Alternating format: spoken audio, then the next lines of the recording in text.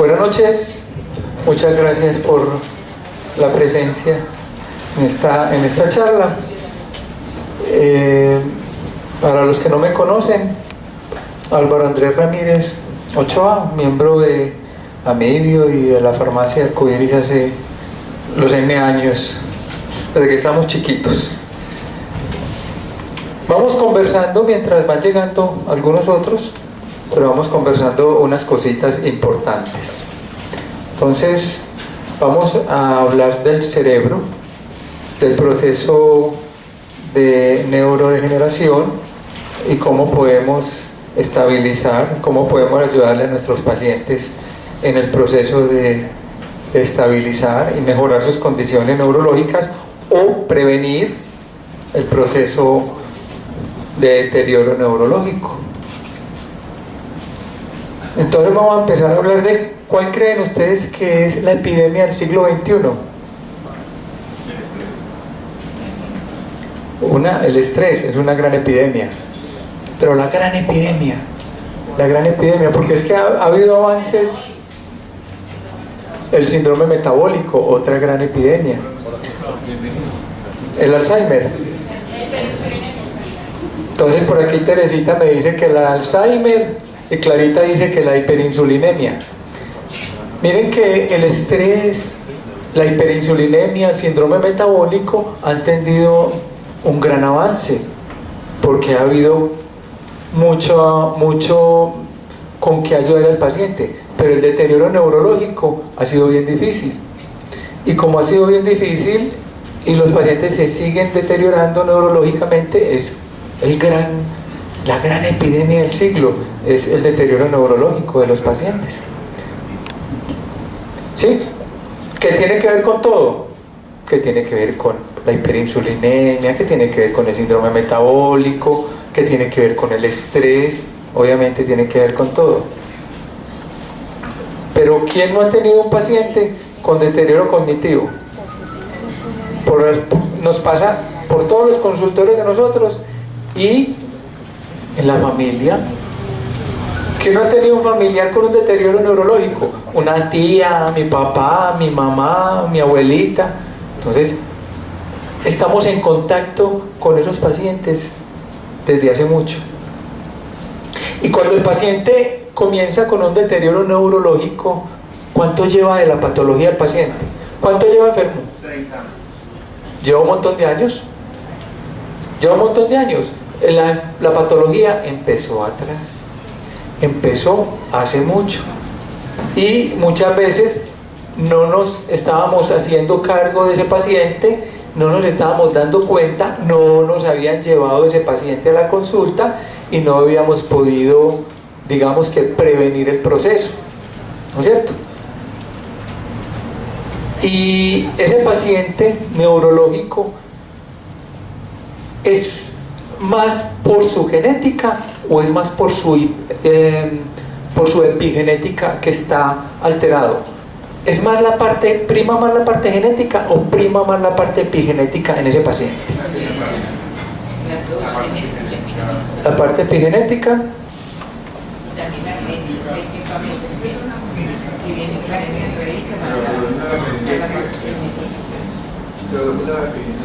Predomina la epigenética.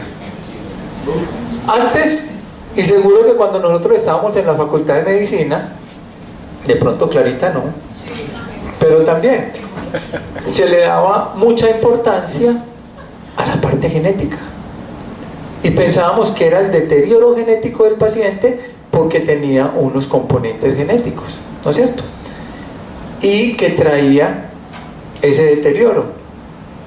Al día de hoy es más importante el concepto del exposoma, de la epigenética, el componente ambiental y el componente de vida del paciente. Eso es muy bueno para nosotros como terapeutas, para el paciente como paciente y para su familia, porque vamos a tener herramientas, porque finalmente con una genética es muy difícil entrar a trabajar. Tenemos muy pocas posibilidades, pero cuando hay un componente epigenético, exposoma tan amplio, que cada vez es más importante. Cada vez que avanzamos le damos más importancia a ese componente epigenético. Entonces, ahí va a haber elementos de posible terapéutica para el paciente. Por ejemplo, decía Teresita, el Alzheimer. Por allá por la década de los 90, en 1995 más o menos, aparece la descripción de los ApoE, ¿no es cierto? Y se empieza a encontrar información de cuál era el componente genético del Alzheimer.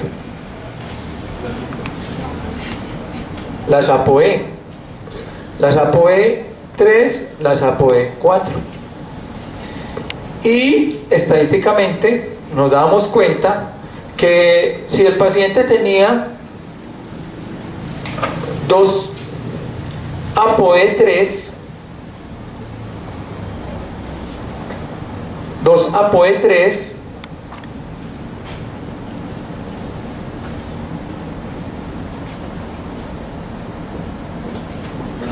hacía parte del 75% de la población, y que ese paciente con 2 ApoE3 hacía parte del 75% de la población y tenía una posibilidad, riesgo de Alzheimer del 9%. O sea que en este paciente ApoE3 teníamos la posibilidad de un 91% de entrar nosotros con la otra terapéutica a manejar este paciente. Pero un 25% de los pacientes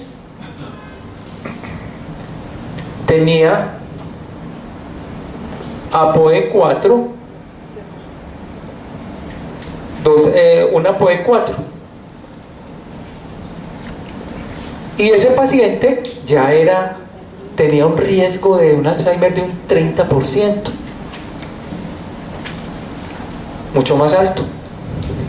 Y si ese paciente tenía 2 ApoE4,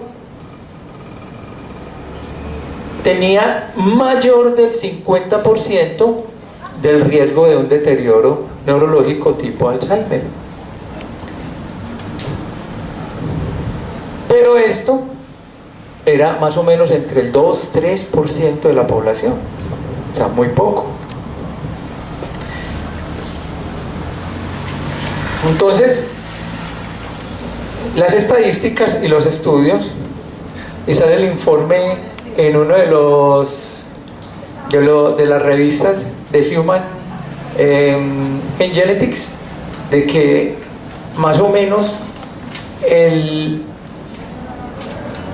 1% de las personas mayores de 65 años tendría un deterioro neurológico, pero un mayor del 50% a los 90 años tendría un deterioro neurológico.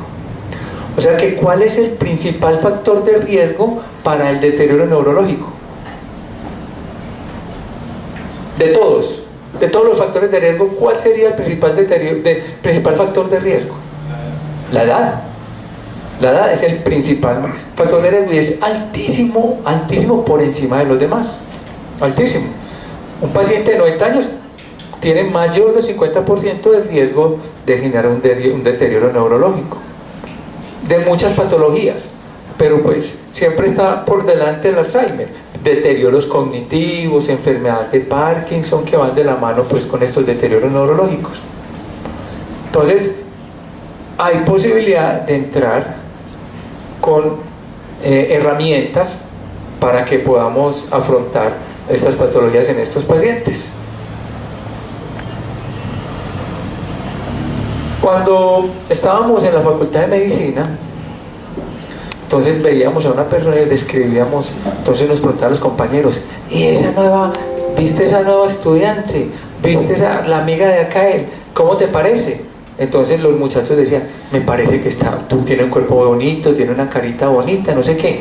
Cuando hablamos de una persona por encima de los 40 años, ¿cómo te parece la persona? Y la descripción que damos es cómo está su cabeza, cómo es su personalidad, tiene deterioro neurológico, cómo piensa, interactúa socialmente. Eso es lo principal por lo que nosotros estamos calificando a un ser humano, porque eso es el ser humano. Nosotros somos nuestro cerebro. Nosotros no somos... El corazón es importantísimo, los riñones son importantísimos, pero nosotros somos nuestro cerebro. Y ese cerebro fue evolucionando. Hace 5 millones de años el cerebro pesaba 450 centímetros cúbicos. Hace 5 millones de años, y hace 3 millones de años, cuando baja el mono erectus y se baja de los árboles y cambian los árboles por planicies, el ser humano, el antecesor del ser humano, el mono erectus, su cerebro era ese. Hace entre 30.000 años y 50.000 años, el cerebro llegó a pesar 1.500 centímetros cúbicos, 1.500 kilos, y su volumen 1.500 cc. Pero ese era el hombre del Paleolítico. Hace 30.000 años encontraron al ser que estudiaron más antiguo toda su característica, el hombre de Cromañón, que tenía esas características. Resulta que era parte del Paleolítico, pero el hombre del Neolítico moderno actual, que somos nosotros, nuestro cerebro rebajó un 10%. Un 10% menos. Y eso tiene que ver con algo muy importante, y es la alimentación. Estos seres eran nómadas, entonces eran cazadores recolectores y tenían una diversidad alimentaria pero inmensa, inmensa. Esa diversidad alimentaria rebajó, no se imaginan cuánto, montones, y eso hizo que nuestro cerebro disminuyera. Y si la dieta sigue muy anormal, nuestro cerebro va a seguir disminuyendo, y eso es grave, el que no haya una diversidad en la alimentación. Entonces, ¿cómo podemos impactar a una persona con un deterioro neurológico? ¿Con qué? Alimentación puede ser uno de los el principal impacto. ¿Qué más impacto podemos hacer en estos pacientes? Ejercicio. ¿Qué tipo de ejercicio? Ejercicio aeróbico. Estos seres paleolíticos caminaban 30 kilómetros diarios en promedio. Con una persona que hace ejercicio bien, regularmente, porque es el mejor ejercicio de todos, puede ser el caminar para una persona de edad. Para una persona más joven, ¿cuál es el mejor ejercicio? Entonces, son los ejercicios de impacto de corta actividad pero mucha energía, mucha fuerza. Se llaman ejercicios de resistencia de corta duración e intensidad. Pero una persona adulta, el ejercicio ideal, una persona por encima de los 40, 50 años, es caminar. Y si podemos caminar 10 kilómetros, estamos haciendo perfecto, lo estamos haciendo perfecto, ¿no es cierto? Estos seres caminaban hasta 30 kilómetros en promedio. ¿Y cuánto ha cambiado nuestra genética desde el Cromañón hace 30.000, 50.000 años, que es el paleolítico más distante, a nuestro neolítico? ¿Cuánto creen que ha cambiado el material genético, nuestro ADN, en relación al ADN de ellos hace 30.000 años, por decir algo?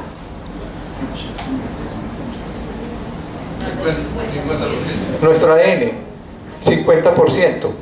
¿Quién da más, quién da menos? 50%. ¿Quién dice algún otro dato? Más. 5%.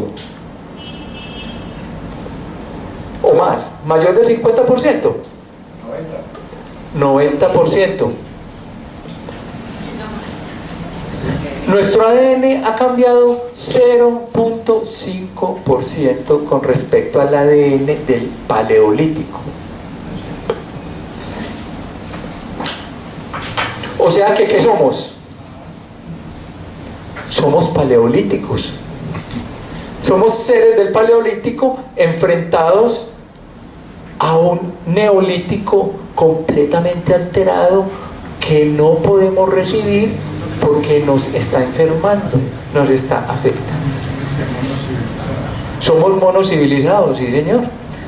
Solo 0.5% ha cambiado ese ADN. O sea que somos seres neolíticos somos seres paleolíticos enfrentados a una diversidad de cambios del neolítico en estilo de vida, en dieta, en todo lo que quieran. Entonces el cambio ha sido 0.5%. Pero la proyección al futuro es que necesitamos otros 15.000 años, más o menos, para cambiar nuestros genes otro 0.5% más o menos. O sea, lo que nos tenemos, o sea que nuestro ADN no se va a adaptar. Nosotros somos los que nos tenemos que adaptar a nuestro ADN paleolítico. Pero es muy importante reconocer que hoy día la biotecnología y la epigenética sí modifica de alguna manera y ya pues, estamos viendo, yo digo que anunciaciones que están directamente relacionadas con todo esto de los transgénicos y todo lo demás. Yo no pensaría que no existe la posibilidad de que se vaya a y la diferencia en la alimentación, que es el aspecto fundamental en el cambio realmente, pues, no sé. A ver, los dueños del mundo, que son los que han tenido toda la influencia de nuestro estilo de vida y nos han dicho qué comemos, cómo comemos, qué instituciones manejan todos estos conceptos a la comida, cómo nos educan, cómo nos dicen, cómo nos desarrollan el cerebro izquierdo, pero no el derecho. Entonces estos seres nos han dicho cómo comemos, pero cómo comemos mal, y cómo nos ha cambiado en forma transgénica la comida. Pero hay una corriente de mucha información donde nos estamos dando cuenta. Miren que está surgiendo un montón de información de cómo debe ser el tipo de alimentación, de cómo debe ser el tipo de ejercicio.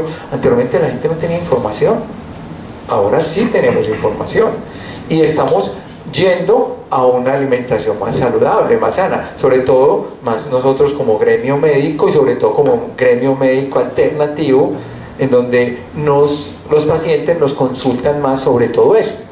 Mira que la medicina alopática, el médico es más prescriptor de medicamentos, nosotros somos más educadores, y en ese sentido educamos en muchas cosas: cómo te alimentas, cómo vives tu vida con la actividad física. Les tratamos de enseñar cómo meditamos, cómo nos relajamos, cómo dormimos, porque todas esas cosas son demasiado importantes. Pero muy importante es cómo comemos. Y con la comida, ¿cómo impactamos? ¿Cómo impactamos con la comida? Si ya vamos a hablar, principal punto de terapia, la comida.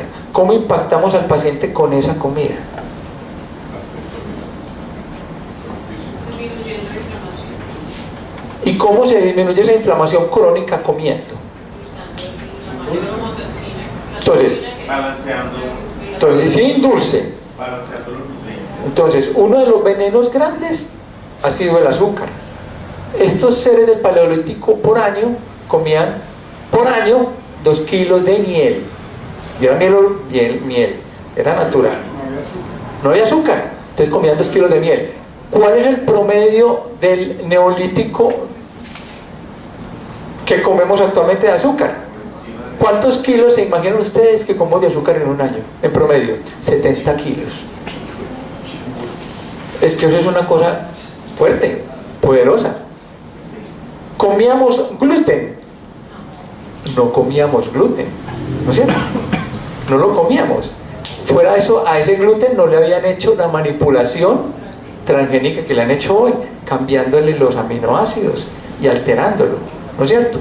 Y este sí que ha tenido el impacto importante a nivel del sistema nervioso.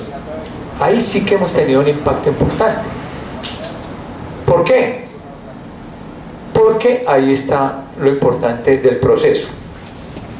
Cuando hay una neuroinflamación, generalmente por una dieta anormal, se dan tres procesos, ¿no es cierto? Aumentan las catecolaminas. En el proceso inflamatorio inicialmente aumentan catecolaminas, sobre todo noradrenalina y adrenalina, y disminuye el cortisol. Así empieza el proceso inflamatorio.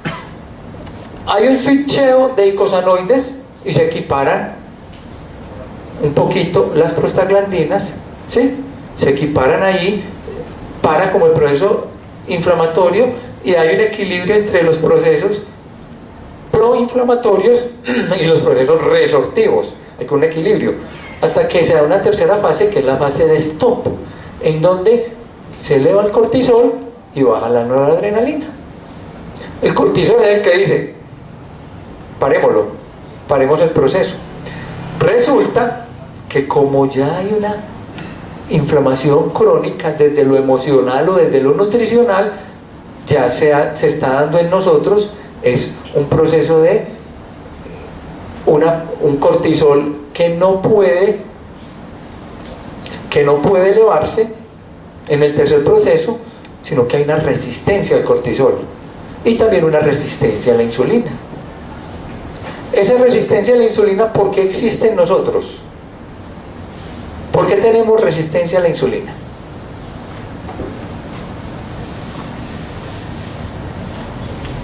Porque los seres del Paleolítico la necesitaban. La necesitaban porque no había comida. No tenían la despensa que tenemos nosotros, ni tenían el restaurante al frente, ni el Éxito, ni Priceman, ni nada de eso. Entonces no había comida suficiente. Entonces podían comer un día y podían pasar 2 días o 3 días sin comer, ¿no es cierto? Entonces tenían que desarrollar en su proceso evolutivo de mucha inteligencia, porque la insulina presenta una resistencia. ¿Para qué? Para acumular grasa por montones. Pero ellos no estaban pensando que iba a llegar el momento en que nosotros íbamos a tener comida en todo momento y que no nos iban a quitar la resistencia a la insulina. Entonces íbamos a acumular, y ahí sí sería muy grave. Lo mismo los ApoE. Los ApoE hace 200.000 años, 100.000 años, 50.000 años existían y se desarrollaron para poder combatir parásitos e infecciones. Eso era muy positivo que lo tuvieran esos seres del Paleolítico, pero como nosotros seguimos siendo paleolíticos, seguimos contando con esos ApoE, con la resistencia a la insulina, y nuestro estilo de vida ya hizo una resistencia con el cortisol. Entonces debemos impactar sobre esos procesos. ¿Para qué? Para que no llegue una proteína alterada al cerebro y empiecen a alterar el cerebro las proteínas. ¿Cuál proteína? La proteína promotora de amiloide. Resulta que esa proteína se estabiliza en el cerebro, está en nuestro cerebro y forma proteínas.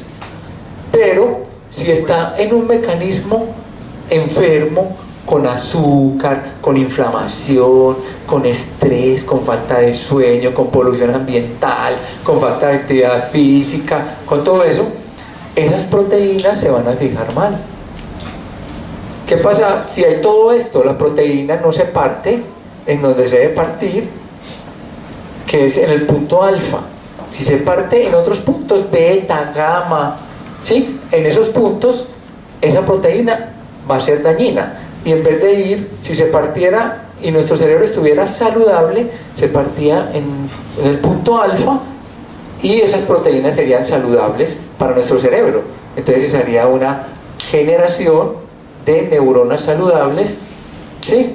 Y una conexión neuronal saludable. Pero resulta que se está partiendo en puntos anormales porque nosotros no le damos la condición anormal para que lo haga. Entonces se parte en otros puntos y llega y se une con un elemento muy importante, que es la gliadina, ¿sí?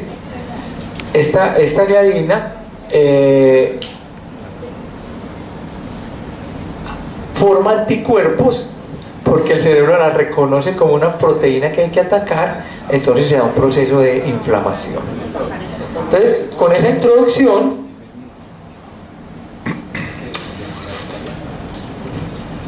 Con esa introducción te vamos a ver cómo podemos ayudarnos con todos los elementos que tenemos. Entonces empezamos a ver qué son los neurotransmisores. Los neurotransmisores generalmente son proteínas. Las proteínas forman hormonas, las proteínas forman los neurotransmisores. Son muchos neurotransmisores, ¿sí? Son muchos neurotransmisores. Pero algunos han sido más necesarios y han tenido en el proceso evolutivo de nosotros como paleolíticos, en el desarrollo, han tenido su proceso evolutivo. Entonces hay unos muy importantes: acetilcolina, adrenalina, ¿cierto?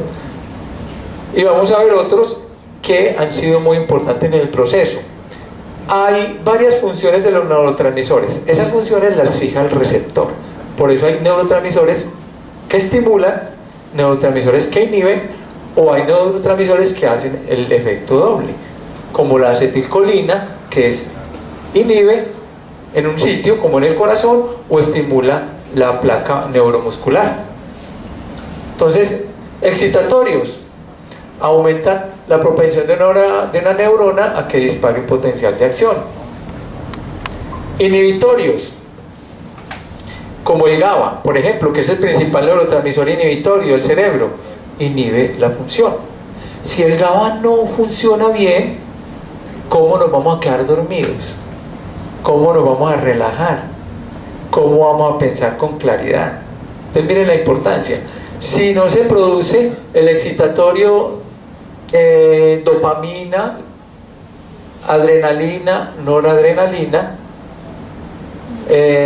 ¿cómo se van a producir? Si no hay condiciones adecuadas, entonces no tenemos forma de defendernos, no tenemos forma de correr los 100 metros planos en 10 segundos cuando hay un riesgo que lo fijamos desde la época del paleolítico. El glutamato es el principal transmisor excitatorio en el sistema nervioso central. El GABA es el principal inhibidor, y el principal dual, que es inhibidor o excitatorio, que es la acetilcolina. Aquí tenemos algunos neurotransmisores, como es la serotonina, y los sitios donde impacta la dopamina, las endorfinas, la adrenalina, noradrenalina, glutamato, GABA y acetilcolina. Por ejemplo, dopamina, adrenalina y noradrenalina vienen de un mismo precursor, y todas son proteínas, o todos son, aminoácidos. Los aminoácidos son generalmente los precursores.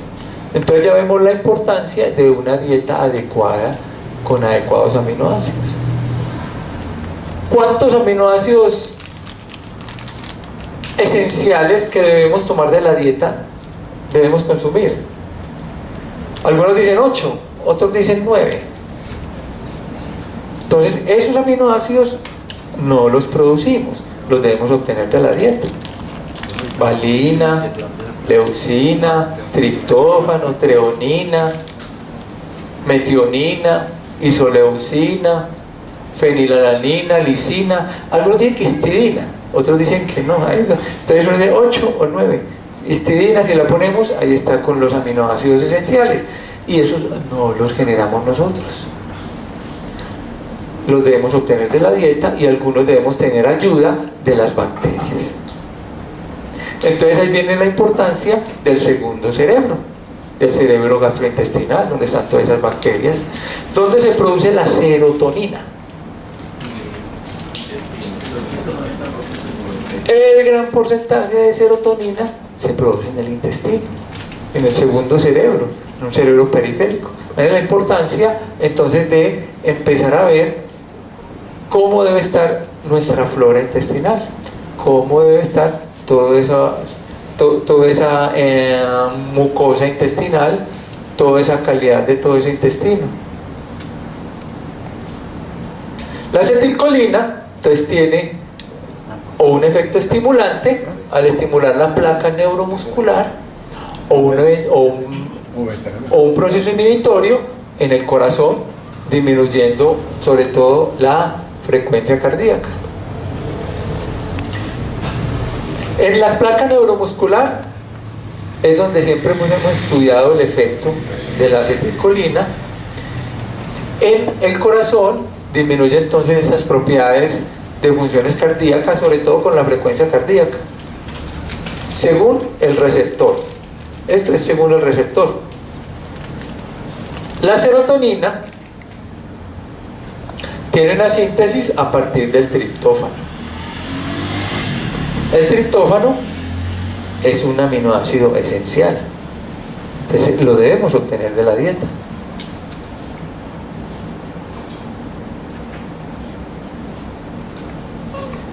Con la ayuda de la 5-hidroxitriptófano generamos, con la ayuda de la triptófano hidroxilasa generamos 5-hidroxitriptófano, con la ayuda del amino ácido aromático descarboxilasa generamos serotonina. Pero además la serotonina genera melatonina.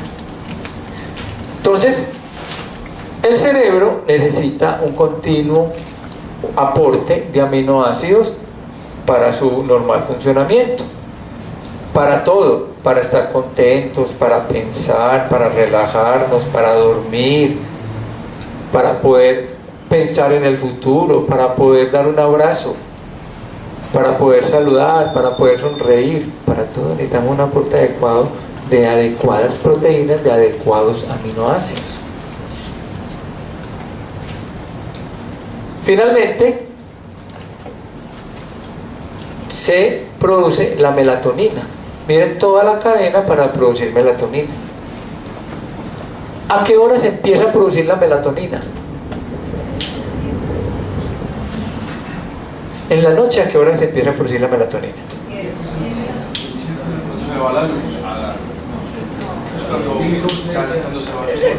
El pico empieza a las 9 de la noche, más o menos. El pico más importante empieza a las 9. Por eso, a partir de las 9, nosotros no estamos adaptados, y menos un muchachito chiquito, a una tableta, a un celular, a un televisor, porque afecta la secreción de melatonina. Y si afecta la secreción de melatonina, afecta la epífisis, y si afecta la epífisis, afecta los ciclos, los ritmos. Miren pues lo importante de esto, ¿no es cierto? Y nos llegan con niños ya con trastornos del sueño, niños irritables, niños hiperactivos, niños con trastornos del aprendizaje o con problemas neurológicos de muchos tipos. ¿A qué horas acuesta el niño? A las 10. ¿Y a qué horas le das permiso al niño de que utilice la tableta, el celular? No cuando se va a acostar. Imagínense uno recibiendo luz azul, y sobre todo un niño con todo abierto a recibir esa información, lo tóxico que es, inclusive para nosotros, ¿no es cierto? Pero también debemos tener en cuenta los tóxicos que estamos generando. Hablamos de algunos tóxicos de la alimentación, hablamos del azúcar, hablamos del gluten. Cuando estudiábamos medicina, el gluten producía la enfermedad celíaca y ya, ¿no es cierto? ¿Quién nos decía por allá en patología que el gluten hacía daño cerebral? Nunca nos lo dijeron. El gluten producía enfermedad celíaca, y a quien no le producía la enfermedad celíaca no tenía problema. Resulta que el gluten, si no produce enfermedad celíaca, alguna cosa puede estarle haciendo a la persona, y más en el cerebro. Lo que pasa es que es un enemigo muy silencioso, muy silencioso. ¿Cuántos pacientes que tienen migraña, trastornos del sueño, depresión, ansiedad, estrés marcado, problemas de aprendizaje, los niños, hiperactividad, autismo, todos estos procesos, déficit de atención, pero el más importante, el deterioro neurológico en el adulto mayor? Uno quitarle el gluten a ese paciente, ver los cambios tan importantes en ese paciente. que ha tomado memantina por montones, y yo no he visto el paciente que se mejore con memantina. Yo no sé si alguno aquí ha visto un paciente que mejore con memantina. Entonces son felices porque les dan la cita con el neurólogo a los 5 meses. Tuvieron la cita, esperaron 5 meses, 6 meses la cita con el neurólogo. Llegaron del neurólogo, no le mandó y no memantina, no le dijo que comía, nada. Le mandó memantina, ahí fue. Hasta ahí llegó la felicidad de la cita que esperaban y añoraban. Esa cita con el neurólogo, mandó esto y ya. ¿Y qué pasó con el paciente? Nada. Impacto importante: no le dé azúcar a ese paciente, no le dé gluten. ¿Y en dónde está el gluten? Trigo, 1. Trigo, avena. ¿Y cuántas personas nos dicen en el consultorio: doctor, es que yo me tomo una avena todas las mañanas con agüita, todas las mañanas es lo que tomo, y no saben que creen que están haciendo muy bonito? Entonces, trigo, avena, cebada y centeno son como los cuatro grandes contenedores del gluten. El gluten es atacado en el cerebro primeramente por su proteína gliadina. Se descompone en gliadina, la gliadina crea y genera autoanticuerpos, genera anticuerpos contra ella. Entonces estamos atacando el propio cerebro. Imagínense lo importante y lo delicado que es saber comer. Y todo esto, todos esos tóxicos que nos han impuesto con el tiempo. Mientras están estudiando la toxicidad de 10 compuestos de este tipo, surgen 100. Mientras estudian 20, surgen 200. No hay tiempo de estudiar la toxicidad que producen, porque es mucha más la producción. Y hoy tenemos los que quieran. Aspartamo. El aspartamo es utilizado como un edulcorante artificial que se ha relacionado con problemas cognitivos, de comportamiento, neurofisiológicos, con problemas de aprendizaje, con cefaleas, hasta trastornos tipo convulsivos, con migrañas, con de todo. Tiene todos los efectos negativos que quieran, pero esto es lo que consume el pueblo, porque la gente no sabe, la gente cree que esto no tiene problema. Pueden existir en este momento alrededor de 1500 conservantes, antioxidantes, saborizantes, edulcorantes en toda la comida que compramos, en toda esa comida que compramos, y nos lo ponen con esto. Si somos de buenas, nos dicen el código y el nombre completo. Hay veces nos ponen solo el código. Ustedes ven todos los paqueticos, todo lo que venden, que congelado, todo eso, ven solo el código y uno no sabe ni qué es eso, qué quiere decir E. ¿Algunos de ustedes saben qué quiere decir E? Es en el código que dan en Europa. Los americanos le dan otro código, pero ha sido también estudiado. A los americanos no les interesa estudiar eso, porque son los que más venden tóxicos. Los europeos están más adelantaditos y en algunos países decidieron estudiarlo y saber qué era eso. E quiere decir que viene de Europa. Entonces, tienen muchas características. Estos son los principales buscadores de internet, de todo ese montón. Estos son los que más buscan la gente investigando. Ve, estos alimentos que comemos, hemos encontrado que tienen más E120. ¿Qué es eso? Ácido cárbico. ¿Para qué lo utilizan? Como colorante natural y sintético. ¿Qué es el E202? Sorbato potásico. Es un conservante natural. Y con el desarrollo de la industria alimenticia, esto sí ha tenido un desarrollo tremendo. Pero todo esto es una toxina, principalmente cerebral, tremenda. No los conocemos porque no nos importaba. Pero aquí tienen la página principal. Aquí los pueden buscar todos, uno por uno.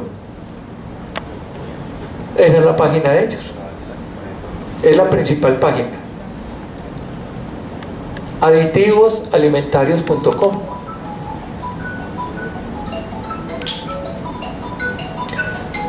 Otro tóxico, las micotoxinas. También en el olvido total. No sabemos que existen las micotoxinas que son producidas por los mohos, por las levaduras, y que generalmente se dan en los alimentos que están en los silos, los alimentos que se conservan por mucho tiempo, y ellas solo necesitan un poquito de humedad. No les importa el calor, no les importa el frío, les importa la humedad. Por eso hay micotoxinas y alteraciones muy importantes en muchos pacientes que viven en casas húmedas, que puede ser en la costa o puede ser en Bogotá, en el oriente antioqueño o en la zona más cálida. Lo importante es que haya humedad para que esos hongos se multipliquen y vayan produciendo sus micotoxinas y sus filamentos o mohos, ¿sí? Desencadenan entonces en los alimentos mucha toxicidad, en alimentos humanos, en alimentos animales. Existen más de 150 hongos en donde es más fácil hacer la prevención en no consumirlos que hacer, pues imagínense una limpieza de un montón de comida almacenada por un montón de tiempo. Entonces, aquí hay algunos ejemplos. El hongo penicillium produce ocratoxina. El fusarium produce cearalenonas. Especies de moho del maíz, trigo y otros cereales produciendo fumonicina. Las levaduras, los mohos, y aquí están los famosos priones, los famosos productores de la encefalitis de la bovina, ¿sí? Ellos son los famosos productores de la encefalitis espongifoide bovina. ¿Se acuerdan qué enfermedad es esa? El nombre más popular, la enfermedad de las vacas locas. Cuando nosotros evaluamos en el INVIMA para un registro sanitario, nos toca evaluar los ampollas. Nosotros, una de las exigencias es certificado de que no hay encefalitis espongifoide bovina. Tenemos que tener la carta de presentación de la evaluación del producto de la ampolla, sea del laboratorio que sea, ¿no es cierto? Debemos tener ese certificado porque es demasiado importante. Y un prion ni siquiera utiliza el material genético de nosotros, ni de las bacterias, ni de los virus, ni de las bacterias, ni de los parásitos, ni de los hongos. Un prion es una proteína que se repliega de una manera diferente, eso es un prion. Y el daño neurológico es muy importante y el manejo es muy difícil. Entonces, con todo esto, con las micotoxinas y con los priones, lo importante es entrar a prevenir, porque el manejo, pues el cloro es como lo que más nos inactiva, el cloro, pero es difícil uno manejar con cloro un montón de comida.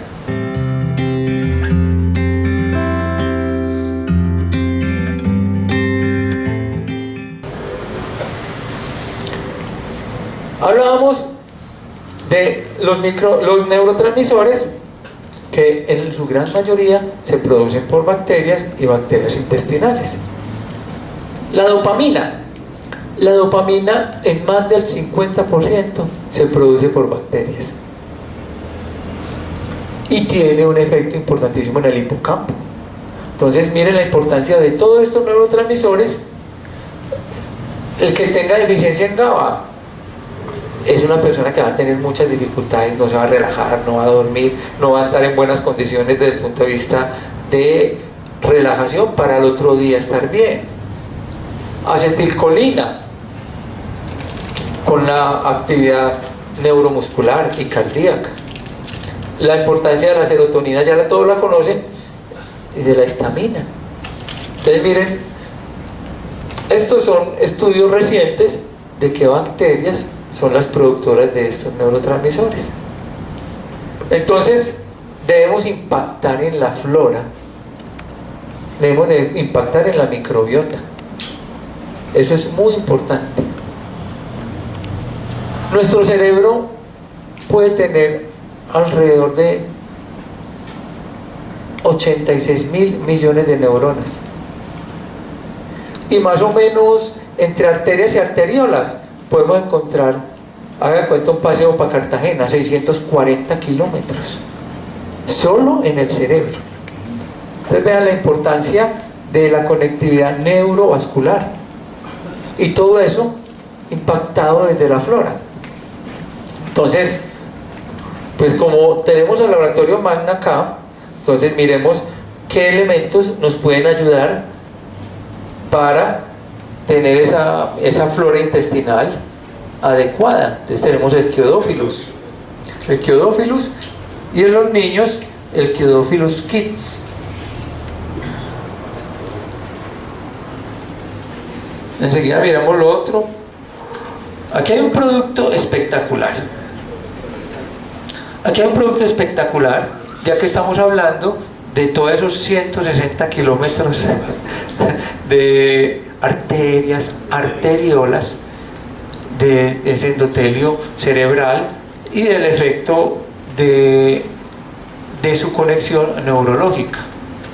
El Kiolik, el ajo, pero ajo envejecido, el ajo envejecido, que aumenta obviamente el potencial beneficioso de sus componentes, y el ajo impacta en todo.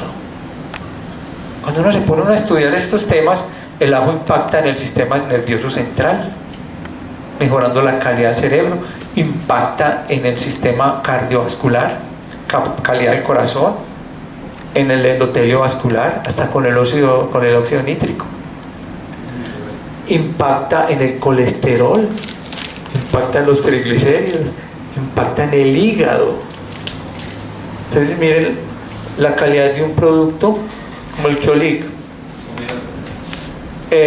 Omega 3, ahorita hablamos de los omegas porque es demasiado importante, porque el cerebro en su gran mayoría es grasa, pero los ácidos grasos poliinsaturados son los que impactan mejor en la salud del paciente.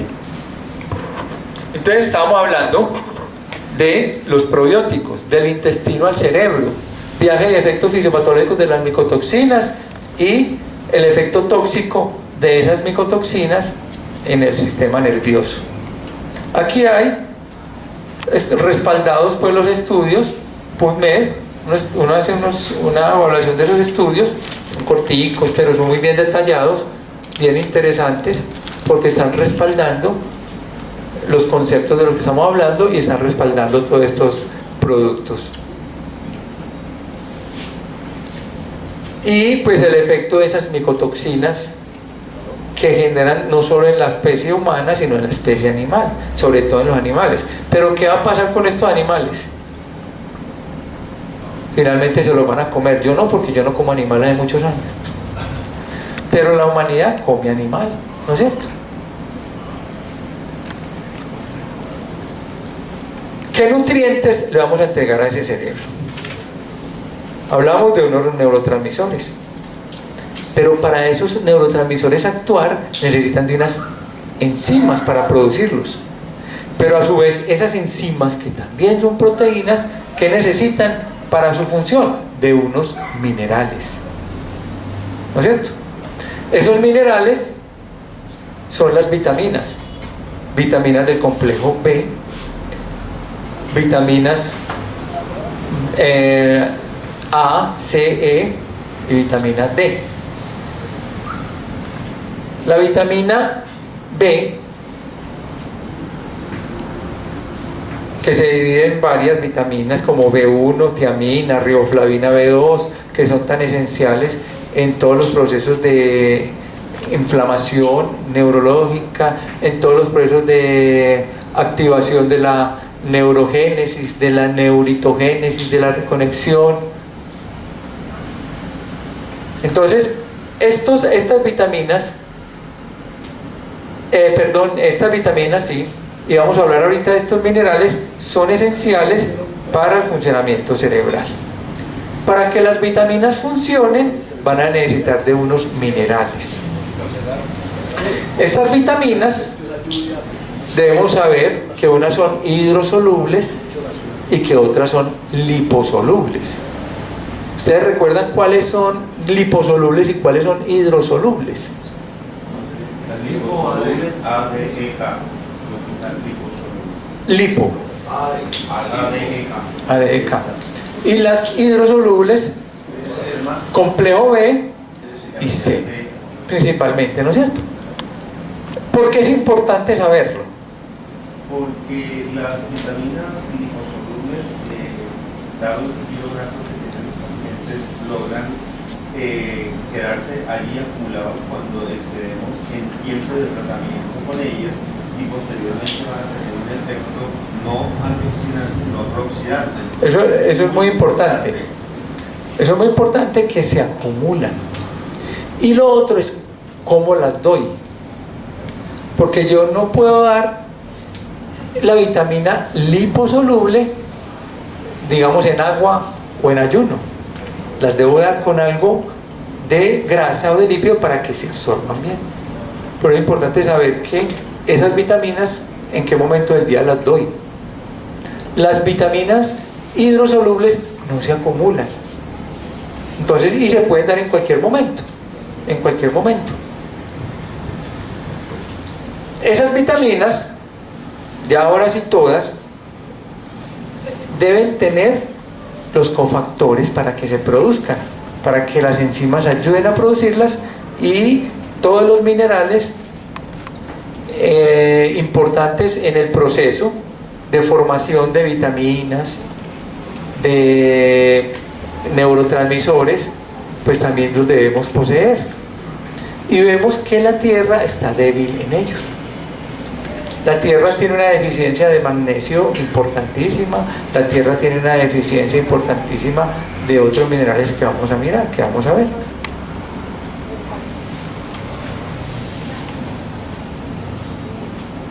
Bueno, hay un producto muy interesante que es el espectro. Lo pueden evaluar. Aquí tienen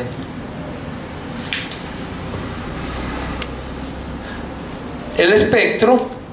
Tiene una cantidad de minerales y de vitaminas demasiado importante, muy importante. Revisando, haciendo una evaluación del producto, tiene las principales vitaminas y los principales minerales necesarios para un adecuado funcionamiento. Un producto demasiado bueno, que además tiene otros componentes. Entonces vale la pena que revisemos bien. Uno no se va a poner a leer aquí pues los componentes, pero que revisemos bien, o que pidamos la información a los representantes del laboratorio para que les entreguen la información sobre este producto demasiado interesante, demasiado bueno, y tiene pues muchos componentes necesarios en el proceso de la neurogénesis y la formación pues de las enzimas, las vitaminas, los neurotransmisores. Las grasas pues las satanizaron por cuánto tiempo, ¿no es cierto? Que eran las hermanas del paseo, y entonces vendieron las estatinas que le den la gana, todas las estatinas que le den la gana. Cuando empezamos a ver de la manipulación desde la FDA y de la manipulación pues de los dueños de todo el poder farmacéutico tan grande, vamos a ver todo lo que nos dijeron de las grasas y lo malo que eran, y resulta que no. Resulta que no. Y entonces querían tener el colesterol por allá abajo, y resulta que el colesterol no debe estar por allá abajo. ¿Y cuántos pacientes vi yo con triglicéridos en 50, 60, 70 con unas depresiones severas? ¿No es cierto? Y deterioros cognitivos neurológicos con unos colesteroles muy bajitos. Resulta que la grasa no es tan mala, no es mala, pero hay que saber cómo nos comemos esas grasas, ¿no es cierto? Entonces hay varios tipos de grasas y eso es importante saberlo y conocerlo. Si yo les pregunto cuáles son las grasas ideales, ¿ustedes qué me dicen? ¿Cuáles? Las poliinsaturadas. Entonces, el tipo de grasa puede afectar la función intelectual y mental. Impactan en el cerebro. La elevada ingesta de grasa saturada se ha relacionado con deterioro cognitivo, mientras que el consumo de ácidos grasos poliinsaturados tiene efectos beneficiosos en la prevención del daño neurológico. Es aconsejable el consumo de dietas con una adecuada proporción de ácidos grasos entre omega 6 y omega 3, ¿no es cierto? Porque en el paleolítico el porcentaje era 1:1, 2:1, máximo 3:1. La dieta mediterránea puede tener un porcentaje entre 3:1 a 5:1, que es de las mejores dietas que existen en cuanto a la relación. Los americanos pueden comer entre 20, 25 y 30 omega 6 a 1 omega 3, con toda la basura que comen, con toda la basura que comen. Entonces, ¿es malo el omega 6? No, es su porcentaje. ¿Es malo, son malas las grasas saturadas? No, es cómo se come, ¿no es cierto? ¿Por qué se le llama saturado y por qué se le llama insaturado y por qué se le llama monoinsaturado y por qué se le llama poliinsaturado? Que uno siempre se va a encontrar con eso, ¿no es cierto? Que ácidos grasos saturados, que ácidos grasos insaturados, que ácidos grasos monoinsaturados, que ácidos grasos poliinsaturados. Si tiene todo lo que comemos en grasa, la grasa está producida por carbono, hidrógeno y oxígeno, y pare de contar. Si hay un enlace simple entre los carbonos, eso es lo que se llama saturado. Si hay un enlace doble, es lo que se llama insaturado. Si hay uno solo, se llama monoinsaturado. Pero si hay varios carbonos, se llama poliinsaturado. Estos saturados son considerados malos, no todos. Aquí están la leche, aquí está el queso, aquí están los huevos, aquí está la carne. Pero si es un animal que pasta, que come pasto normalmente y es saturado, no es tan dañino. ¿Quién dijo que el huevo era dañino? ¿Quién dijo que era malo el aceite de coco? Y es un aceite saturado. Todos los saturados son los que a temperatura ambiente se vuelven duros.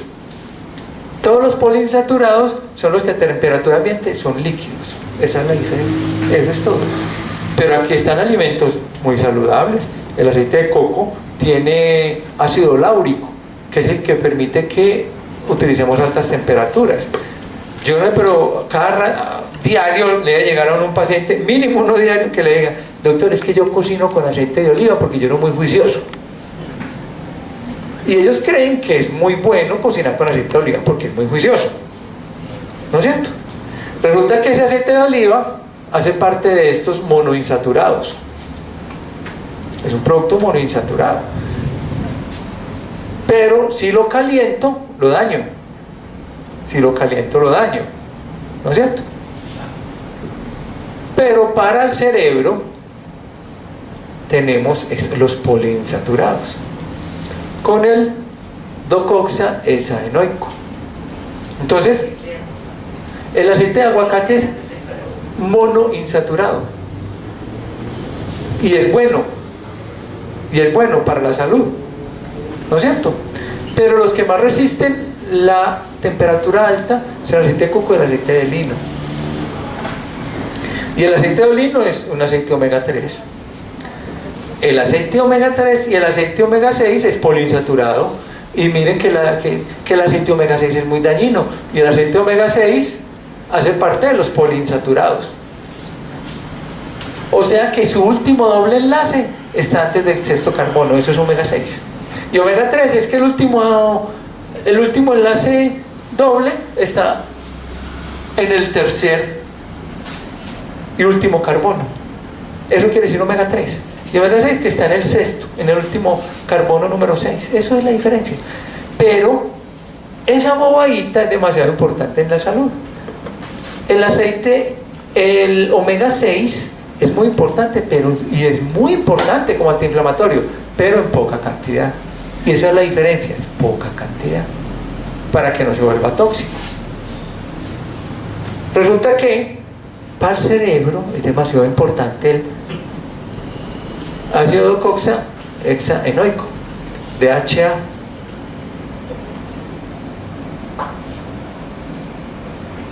Y el ecoxapentaenoico, el EPA. Resulta que este tiene 24 carbonos, creo, y este tiene 22 carbonos. Y los vegetales son de 18 carbonos.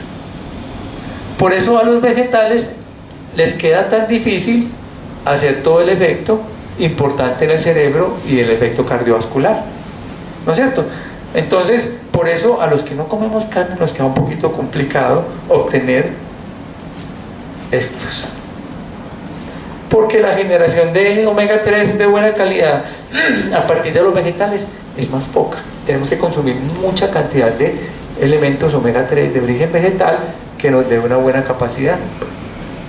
Desde la teoría resulta que uno ve, yo tengo como 3 o 4 pacientes que nunca en la vida han comido carne y algunos ya tienen 30 años, nacieron vegetarianos, y los muchachos no enferman de nada, ni tienen deterioro neurológico, y tienen un consumo no tan alto de omega 3.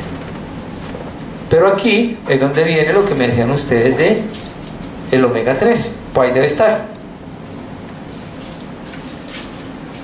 Es el aporte de DHA, ácido docoxahexanoico y de coxapentanoico, ambos importantísimos, y que los contiene pues un medicamento con omega 3, que además tiene vitamina E, muy importante para el cerebro. Estos sí vienen del pescado, estos sí los deben sacar del pescado. Ese es el efecto entonces positivo de las grasas en el cerebro. Entonces, no satanizar todas las saturadas ni satanizar todas las monoinsaturadas. ¿Qué horas tienes? Bueno, estamos terminando, para que no nos vamos muy tarde de aquí. ¿A qué mala arepa? Sí, bueno. Entonces, muy importante el papel de los nutrientes en la protección de la función mitocondrial, la señalización de los neurotransmisores, las implicaciones para el tratamiento de la depresión, el trastorno de estrés postraumático y todas las conductas suicidas. Miren lo importante de una nutrición adecuada en ese tipo de pacientes. Los ácidos grasos omega 3, junto con los antioxidantes, vitamina C, zinc, que está en este producto, con todos esos minerales, con todas las vitaminas en el espectro, también tiene el componente zinc, vitaminas para el buen funcionamiento del cerebro. Esto es un extracto pues que se obtiene de una evaluación que nos explica, que nos cuentan aquí la importancia de una nutrición muy adecuada, con adecuados ácidos grasos omega, fitonutrientes, vitaminas, antioxidantes y el consumo de agua. ¿Cuánta agua debemos tomar diaria? ¿Cuánto? 2 litros. 2 litros. Depende del peso. Esa es la respuesta. Depende del peso, porque si usted pesa 45 kilos y el otro pesa 100 kilos, hay que tomar diferente cantidad de agua. Y dependiendo, teniendo en cuenta que hay que hacer mucha actividad física. Mínimo. Sí. Idealmente, por eso las comunidades que reciben el agua de manantiales, por allá en Ecuador, por allá en Francia hay otra, por allá en Japón hay otra, que son las que más longevidad tienen. 30 cc de agua por kilo de peso, mínimo lo que debe tomar un ser humano. Pero si Wilson pesa 70 y ¿cuántos? 73, ¿cuánta agua debes tomar? Entonces 2200 centímetros cúbicos de agua, ¿no es cierto? Entonces es lo mínimo. No, 2 litros y pico, 2 litros y poquito. Pero quien pese 90 kilos casi que llega a los 3 litros, ¿no es cierto? Entonces, dependiendo de eso, es muy importante como mínimo. ¿Y cuánto máximo? Por ahí le preguntábamos una vez a un nefrólogo, ¿cuánto máximo? Decía, no, hombre, usted puede tomar 7, 8, 9, 10 litros de agua, no tiene problema. Los orina, entonces no hay problema. Los nutrientes para el cerebro, hablamos ya de la dieta, hablamos de el consumo adecuado de minerales para que nos ayuden, porque la tierra está deficiente. Y con la dieta estamos corticos. Eso es lo que anuncia que algo va a pasar.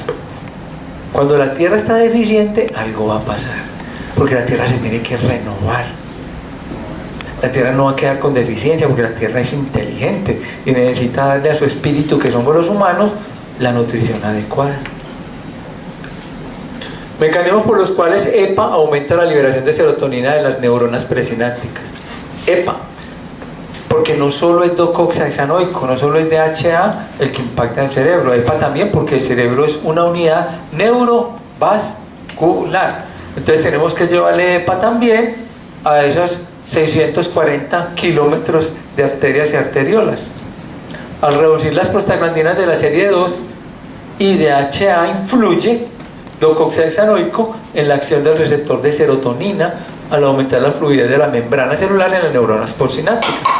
Entonces se propone un modelo en que los niveles insuficientes de vitamina D, de EPA y DHA en combinación con factores genéticos y en periodos claves durante el desarrollo conducirían a una activación y función de las función disfuncionales, una disfunción de la serotonina, y podría ser un mecanismo subyacente que contribuye a los trastornos neuropsiquiátricos, a la depresión, a la ansiedad, cuando hay un déficit de serotonina. Entonces impactamos con omega 3, impactamos con un medicamento como espectro en estos trastornos tipo depresión, ansiedad. Hay más estudios, sobre todo con los receptores glutamatérgicos, GABAérgicos, evaluaciones en rata, ¿sí? Con evaluación sobre la memoria. Se hizo una evaluación dándoles a las ratas diferentes dosis de omega 3 y se vio el impacto positivo en las ratas en la memoria y en la capacidad de actuar. En la memoria, sobre todo cuando se les daba dosis más altas por un tiempo X de omega 3. Colina también está en este medicamento. La colina es un nutriente fundamental para el desarrollo cognitivo, pero no solo eso, para la función hepática, para el metabolismo de la homocisteína, importantísimo en el desarrollo de un proceso y un neurológico adecuado. Lo podemos conseguir pues en algún medicamento, pero también en alimentos. Estos alimentos contienen colina: pescado, huevos, legumbres, nueces, trigo, en algunos vegetales y en las carnes magras. Si las carnes son de animales que pastan, tienen mejor calidad, tanto en colina como en omegas. Tienen vitamina D, claro que sí. Hablamos del eje intestino-cerebro en la salud y en la enfermedad, de la importancia de tener una flora intestinal, una microbiota adecuada. Poseemos alrededor de 10 trillones de células nosotros. ¿Cuánto de bacterias? Multiplique por 10.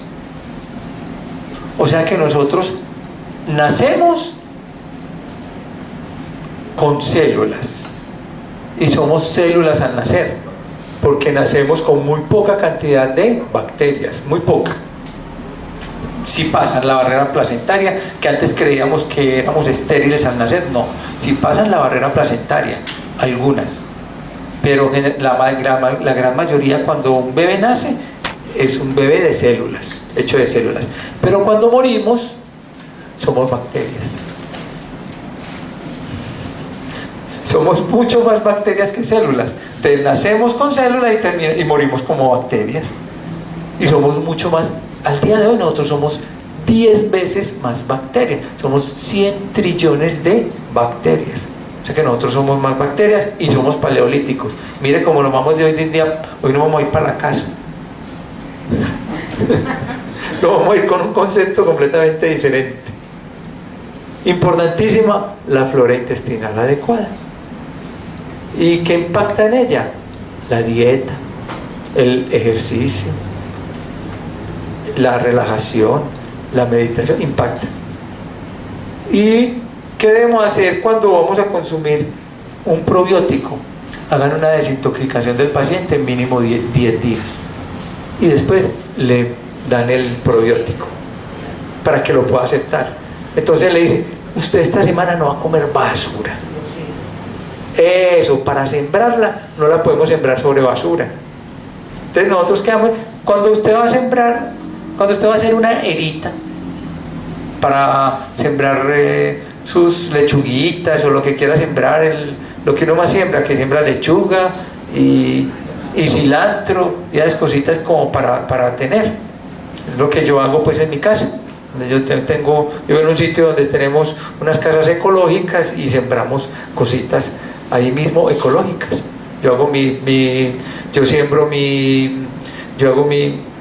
desde poner las semillas y hacer mis semilleritos hasta pasarlas a sembrar y comer, y consumimos productos nosotros en la casa orgánicos.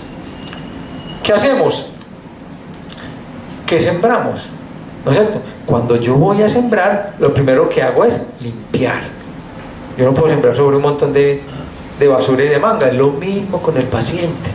Hagamos una desintoxicación de ese paciente, hagamos una limpieza. Digamos, bueno, esta semana no vamos a tomar más Coca-Cola, vamos a evitar el azúcar, vamos a evitar los fritos, vamos a limpiar. Y ahí sí le ponemos y sembramos con los probióticos. Eso es muy importante, demasiado importante.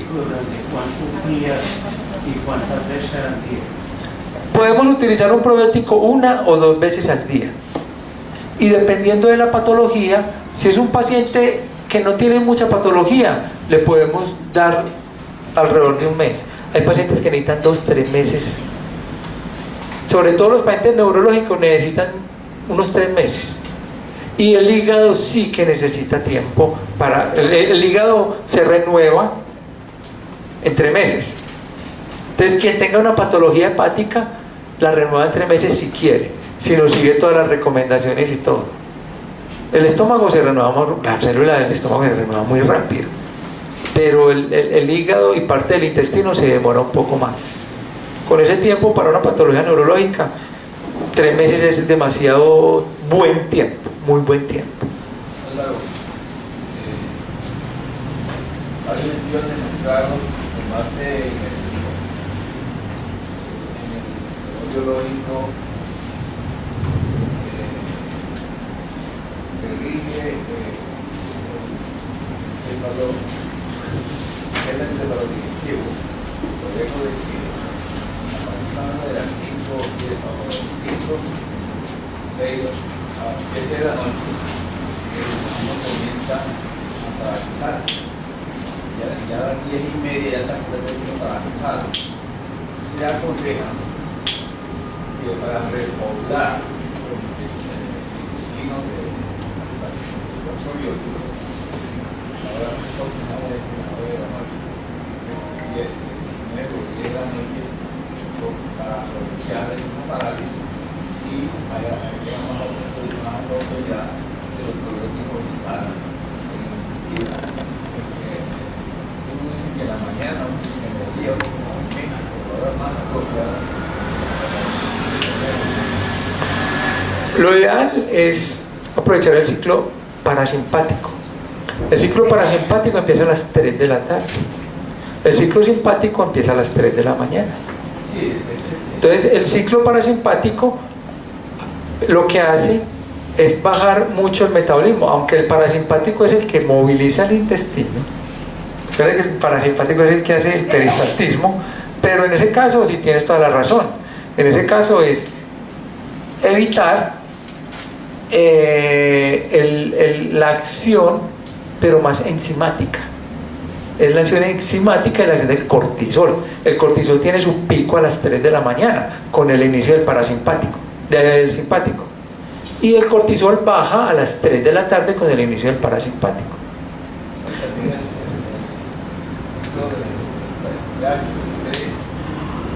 De la mañana a 3 de la tarde. Es el simpático. 3 de la tarde a 3 de la mañana es más Sí, el simpático es el ciclo de acidez del estómago, aunque muchos elementos necesitan una acidez muy importante en el estómago. Entonces, la acidez del estómago sí tiene que ser entre 1 y 2 de pH, idealmente, para que reciba bien todos estos elementos y todos estos elementos se absorben mucho mejor en un medio gástrico ácido. Pero es muy importante, inclusive cuando hacemos una dieta de equilibrio, ya se sabe que mientras menos comamos, más vivimos. Si disminuimos un 30% de la dieta, aumentamos un 30% nuestra longevidad, con buena calidad de vida. Entonces los ayunos ahí entran a ser demasiado importantes. Yo acabé de hacer un ayuno de 3 meses, de 17 horas más o menos diarias, pero hacía el ayuno nocturno. Eso es bien importante, porque eso mejora mucho la capacidad mental. Hice un ayuno de más o menos 3 meses después de diciembre, que uno en diciembre de pronto come un poquito de basura, que las novenas, que la natilla, que los buñuelos, que las hojuelas, el gluten. Entonces, en ese ayuno, empezar un ayuno de esos y a los 15 días sembrar probióticos es bueno, es muy bueno, y hacerlo en ese horario. Yo hacía el ayuno de 3 de la tarde a más o menos 9 de la mañana, en ese horario, ¿no es cierto?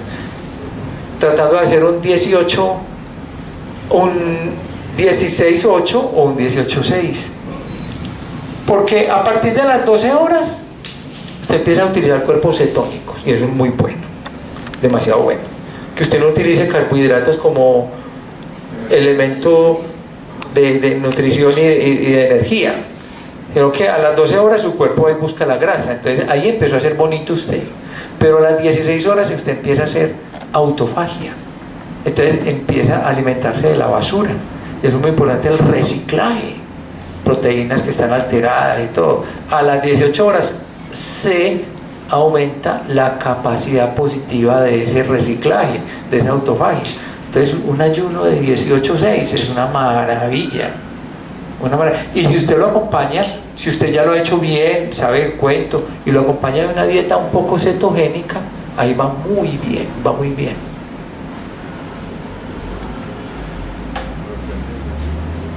Bueno, entonces el contenido ajustado de carbohidratos, que es el que hay que disminuir, y ya no la grasa ya no es la mala, sino que es la positiva. Entonces disminuimos los carbohidratos de la dieta, eso nos mejora la función cerebral aunado, sumado a un adecuado porcentaje de grasas y de proteínas saludables y de minerales, vitaminas y antioxidantes adecuados. Ese es como el resumen grande del consumo de los alimentos. Alimentos importantes. Los alimentos, todo lo que sea frutos secos. Incluimos en los frutos secos el maní. No, porque no es un fruto seco, es una leguminosa.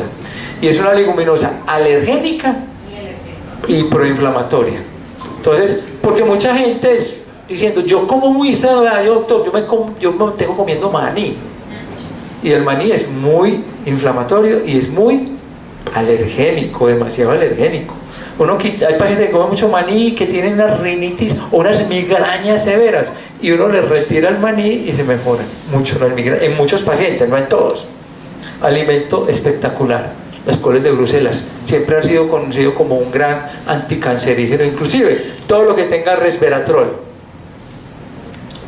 Los frutos rojos, todo lo que sea frutos rojos, la hoja de la uva tinto, del vino tinto, por ejemplo, y el chocolate, el cacao. Si usted compra chocolate Cruz, chocolate Tesalia, chocolate Diana, está consumiendo un buen cacao. ¿Por qué?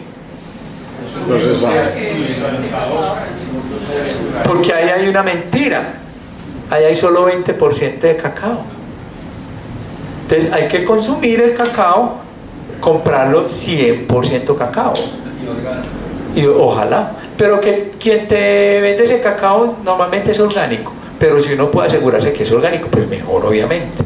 Entonces yo hace años compro mi cacao en una tienda orgánica, porque el otro es una mentira. El pan, ¿cómo es el pan? Integral. Eso es otra mentira. Eso es otra mentira, porque los pacientes llegan diciéndole a un consultorio, doctor, es que yo como es integral. Eso es otra mentira, ¿no es cierto? Les ponen ahí un porcentaje de 20 a 30% de sí, ¿no es cierto? De lo que le pongan depende del tipo de pan, pero eso es otra mentira. Pero también se presenta un estudio de un seguimiento de los proveedores de alimentos orgánicos y el 80% son mentiras. También hay que saber dónde. Hay que saber dónde. Y el magnesio. El magnesio es importantísimo porque hay mucha deficiencia de magnesio. Y la tierra ya no lo está produciendo en la cantidad adecuada si comamos los suficientes vegetales, ¿no es cierto? Entonces el magnesio hay que proveérselo al paciente. ¿Cuánto de magnesio? Si es una pastillita de 300, más o menos, esa es la dosis. Pero la mayoría de los alimentos, la fruta y verdura contiene magnesio. O sea que dándole como en promedio unos 400, 600. Sí, más o menos. Aunque algunos pacientes requieren un poco más, tenemos la ventaja de que el magnesio no se absorbe. ¿Cómo el paciente nos demuestra que está tomando más de la cuenta de magnesio? Hace una diarrea. El paciente absorbe lo que necesita, no más. El resto hace una diarrea. Entonces yo sé con una diarrea de un paciente que debo disminuirle a la mitad el magnesio que consume. El magnesio quelado del laboratorio Magna es un magnesio que tiene muy buena biodisponibilidad al ser quelado. Todos los productos quelados tienen mejor absorción, mejor biodisponibilidad. Acompañado, ya lo pueden mirar también en los brochures de los medicamentos de Magna, que más acompaña el magnesio, acompañado de otros elementos. Entonces es importantísimo el magnesio, que están algunas de las referencias bibliográficas pues, que el laboratorio ha tomado para indicar el efecto y la calidad de sus productos. Pueden tomarle que esa es la última diapositiva. ¿Alguna duda, alguna pregunta? Todo muy claro que tan bueno. Doctor, una pregunta.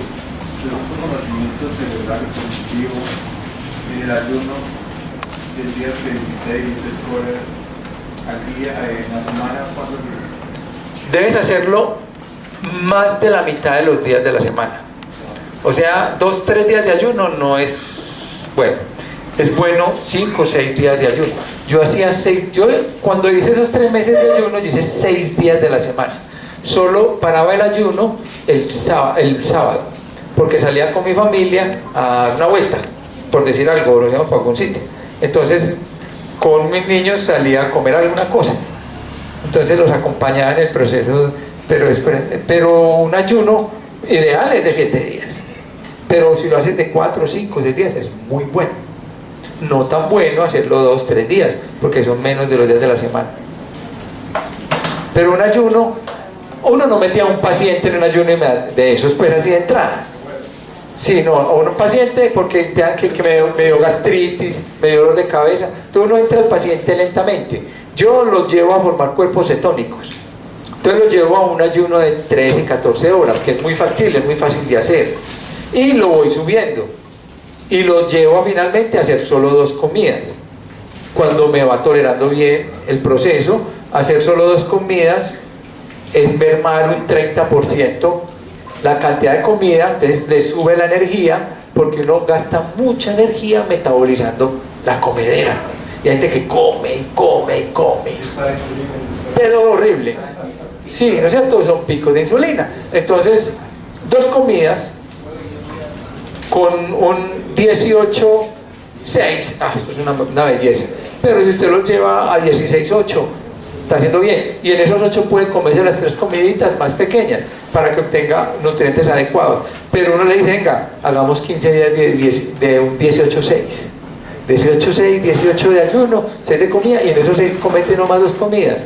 Y vas a ver lo bueno que es, cuando ya está bien. Ahora, si es un paciente con una patología importante, una diabetes, una dislipidemia importante, entonces ya uno ya personaliza más esos pacientes. ¿Termina usted una sola comida al día? Eso es una maravilla. Es la ideal. Es la ideal. Es la ideal. Y si usted lo hace, su cerebro debe ser una belleza, doctor. Porque es el gasto mínimo y consumiendo ahí todos los requerimientos. Pero hacer un 23-1, una maravilla. Una maravilla. Claro, y si usted ya se adaptó, es lo importante, que ya se haya adaptado. Súper. ¿Alguna otra pregunta?